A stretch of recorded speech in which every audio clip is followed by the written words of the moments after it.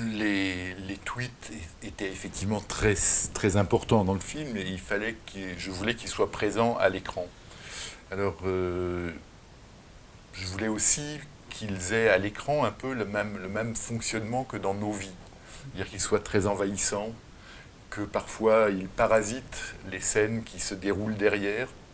Alors au début, on part de messages très clairs et très, très lisibles, et progressivement, le flot de tweets va s'accélérer au point qu'effectivement, un message en chassant un autre, on n'arrive même plus à vraiment lire tout ce qui est écrit.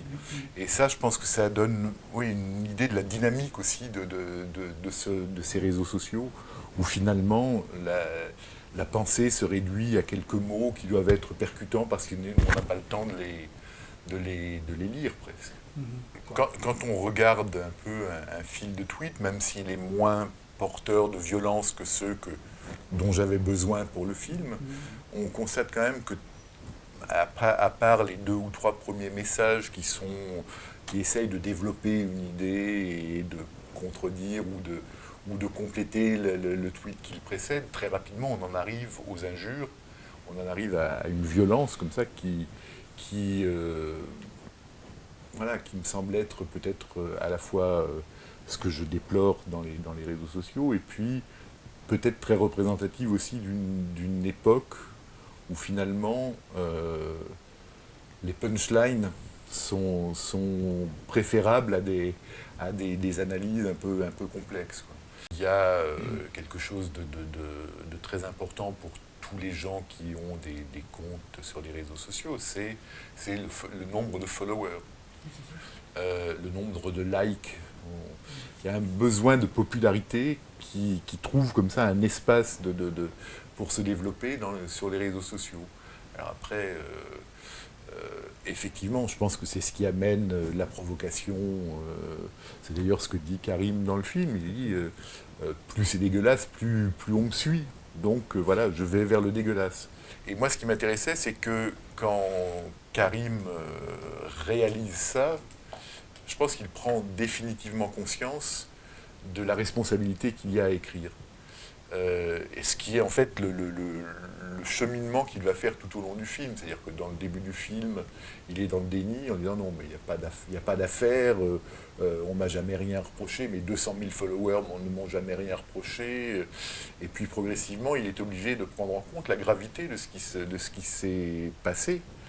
Et quand son petit frère lui renvoie à la figure, d'une part, une colère qui a été la sienne certainement il y a quelques années, une difficulté à vivre aussi ce statut de jeune de banlieue stigmatisé, montré du doigt par tout le monde.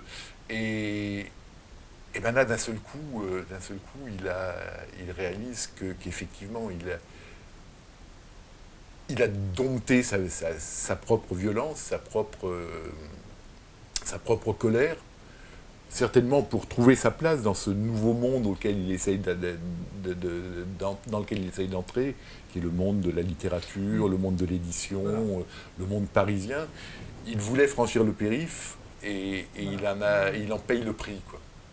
Je pense que justement tout le film, c'est Karim qui progressivement prend conscience de du fait que écrire le livre qu'il a écrit sur sa mère ou écrire un tweet, quel que soit le support, en fait, on n'écrit pas impunément. On a une responsabilité quand on écrit quelque chose, et que cette responsabilité-là,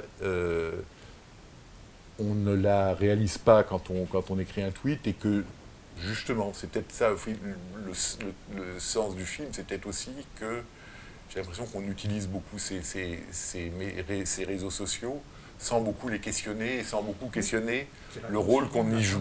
C'est aussi quelque chose qui correspond à notre époque. On fabrique des héros et on les détruit aussi rapidement.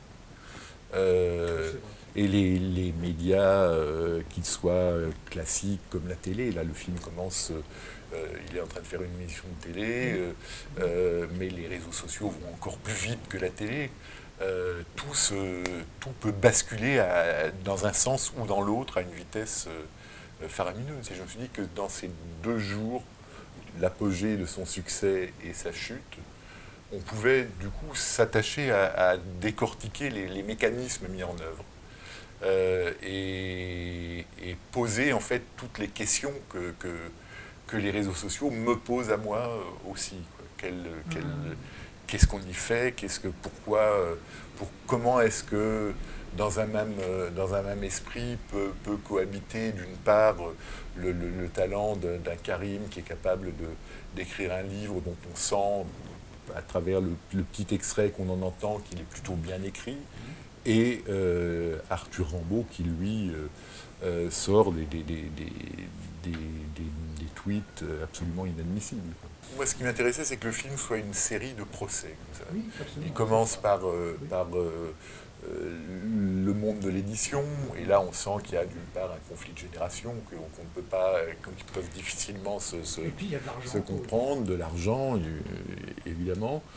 Ensuite, il va retrouver ses amis transfuges aussi, souvent, qui savent leur propre fragilité, qui n'ont pas envie d'être embarqués dans le même bateau que Karim.